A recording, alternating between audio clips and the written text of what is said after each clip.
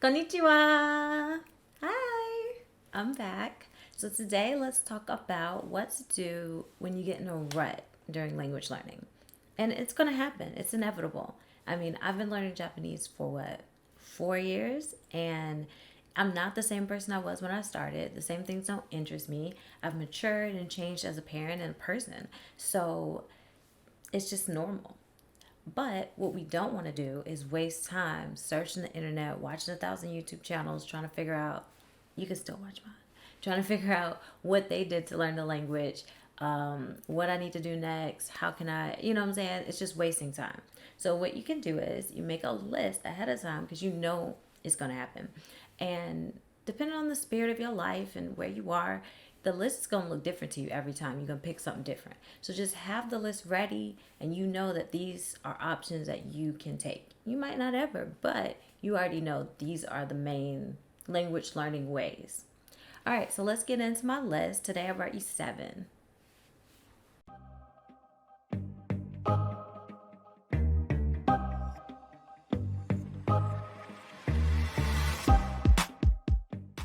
Number 1, read. Read, read, read. Okay? If you follow me, you know I'm all about my books. As a non native, I don't always have the words. I don't know what to tell my children sometimes when they ask a question.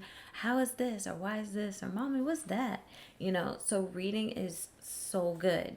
Um, you can ask a native and they might say something and you're like, can you repeat that? And then they repeat it a different way. But when you're reading a book, it's right there on the page. It's paused for you. You can write it down, you can copy it. Okay? So go to your library. A lot of them have extended pickup right now because of Corona. They have drive through. They have all different services. I said extended pickup. I meant extended return dates. Yeah, we don't have to return ours for like months. And they expanded the number of books we can take. I had a big old bag, y'all. Just stuff them in, stuff them in. Okay, so go to the library, get some books. So I got this one, and this is the book we're going to be working on. As you can see, it's fat. But this is like strange questions that kids can ask their parents. And we're going to work our way through it and learn some new vocabulary and answer some strange questions that kids might have. Like my favorite, if you fart into a dehumidifier, will it still smell? Um, why does a fan blow? All those little questions that kids have. So I'm really glad I was able to find this book, and I got a lot more. So now that you're reading and you find something, this is important before I move on. Find something that you really like, something that's relevant to you. If you're just reading a book because you got it on sale, because you've been had it, because whatever other reason except for that you are actually interested in the material that's between the pages, let it go. Don't even force yourself, because if you have to force yourself, then you're not having fun. And if you're not having fun, you're not going to do it. You're not going to do it, then you and your kids are not going to learn language. So find the book that interests you. That's whatever's going on in your kid's life, what's going on in your life right now. And next month, that might be a total different book. There are free e-readers on your apps on your phone, so you don't have to pay for them per se. But if you do find something that you like an author, then go ahead and just invest in yourself and buy the series if you can. All right, let's move on. Number 2, notebook. And that just goes right from number 1. When you're reading, you find phrases that you can use and you can actually apply to your life. You can jot it down in your notebook. I like to use this little guy. Look at him, he's all beat up. Okay, I'm gonna do a video real soon about what's in my notebook, like verbatim. And you write down phrases, and some of the pages I have marked, like these are mom words. I have like hospital words, kitchen words marked. And then I just mostly when I'm studying a new grammar point, I have them by grammar point. I'll write down words that are applicable to us that I can actually use with my kids. Like when I was learning this one, I put, if you're sleepy, it would be good to take a short nap. That's something I can actually say to my kids and use throughout the week. Another option is, it got full, so I had to get a new notebook. And this time I got a planner.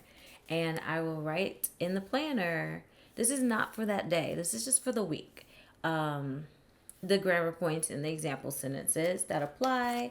And as you know, we started Spanish. So I also have our Spanish block, my Japanese block, however you want to separate it. And that's what we're going to work on for the week. And if we don't have it by the end of the week, then it becomes our next week's. But having a notebook, okay? Notebook gets boring. What we going to do?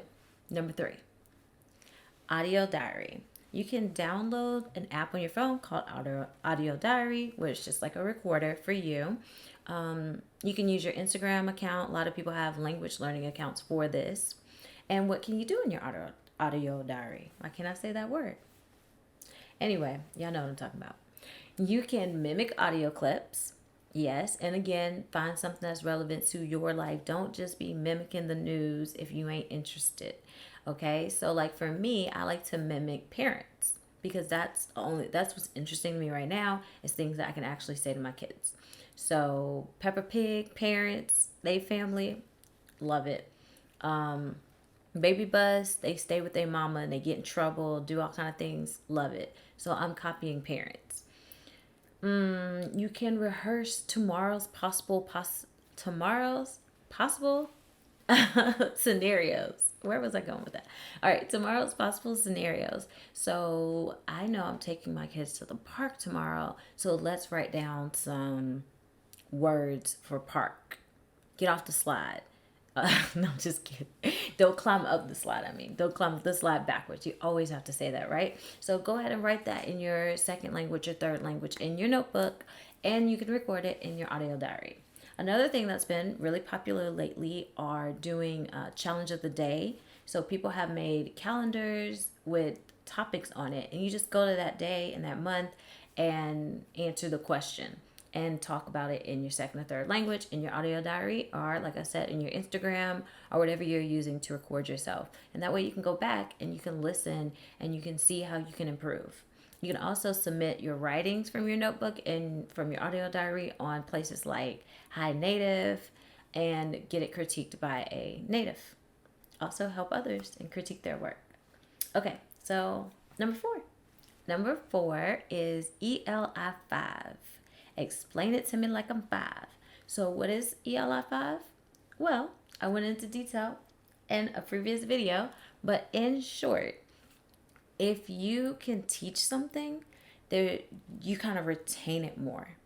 Why? Because you have to really know something in order to teach it to somebody. And if you don't know it, you're going to try to get yourself ready and know it before you teach it. So I put ELL5 on the list because what I figured was what you can do is find you a student. When times get bored, find you somebody that's lower than you. You know, you don't have to be super advanced to help someone out. And find you a pupil and teach them. So for me, of course, I use my kids, but sometimes if I get bored in language learning, I'll post on Facebook somewhere and I'll say, hey, I'm giving away free language learning, language lessons to 1 or 2 people. You know, if you can Zoom or Skype me once or twice a week, I would love to teach you Japanese. And then that helps me go over my beginner skills again, drill them again without actually drilling them, you know, like because I'm teaching it to somebody. So I have to know it in order to give it. And it kind of cements it for me. All right. Okay. So where are we? Number 5, talking. Talk to a tutor, get you a language partner. So I don't always have language partners because again, I get in a rut, I get bored with it. I don't like to keep a schedule. And if I schedule to meet you every Tuesday at 5 o'clock, this Tuesday I might not want to come. So that's just me personally in the season of life I'm in right now. But like I said, next year or a few months down the line, I might say, hey, I would like to have a scheduled meeting with somebody. So that's why I put these things on the list. So get you a free language exchange partner. You do 30 minutes English, 30 minutes your language. They're everywhere. Find them in Facebook groups, Discord groups. Italki has a section for like where you can meet with other people that speak your language, not just where you can buy a tutor. But I mean, you can use a tutor for this part as well. Now, if you're doing language exchanges, please come prepared with a list of a few objectives that you would like, or else the conversation might just go flat. You don't always want to just be doing self introductions. So bring a list and say, hey, I would like to read a paragraph from this book, and then I would like to talk about this one grammar that I just can't wrap my brain around. And then I want to have a little bit of free talk to just tell them what I'm going to do this week and try to free flow on that. Okay? All right. So then that's moving on to number 6. Oh, this one's fun. Passion project. Find a passion project, whatever your hobby is. So for me, I like to knit. I don't like to cook, but I have to cook every day.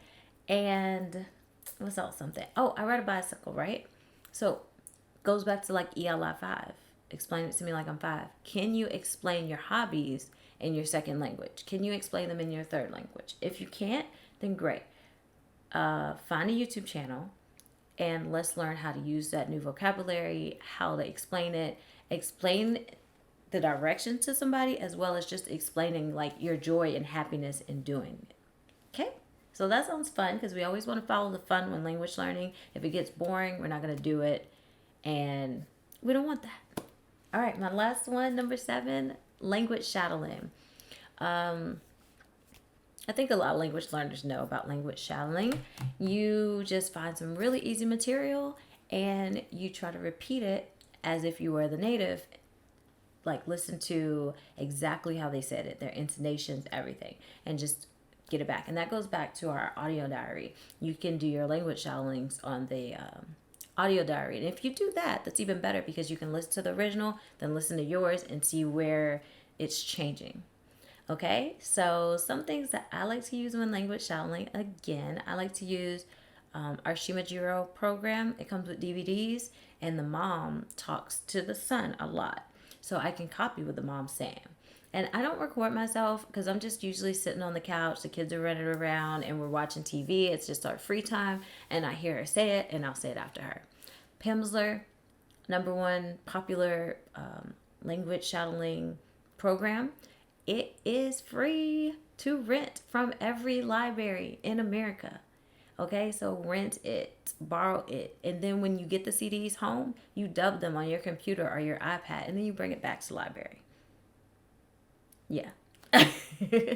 Okay, so 3, there's different programs you can search, but YouTube channels, that's a free resource right there. There are YouTubers that have put subtitles on their own videos. Those are the ones you want.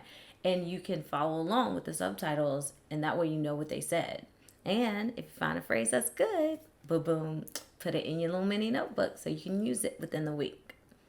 All right, so that's my 7 phrases. 7 phrases. Those are my 7 things on my list of if I'm in a rut, what to do without wasting time trying to research new things. I wanted to end with a quote that I like. If you get tired, learn to rest. Don't quit. And that's really important in every aspect of your life. Even if you're working out, your fitness journey, your language learning journey, your job, whatever, don't stress yourself out. Don't quit. We don't want to be perpetual beginners, but rest. Self-care. All right, so that's my 2 cents for the week. I'll see you next time. Johnny.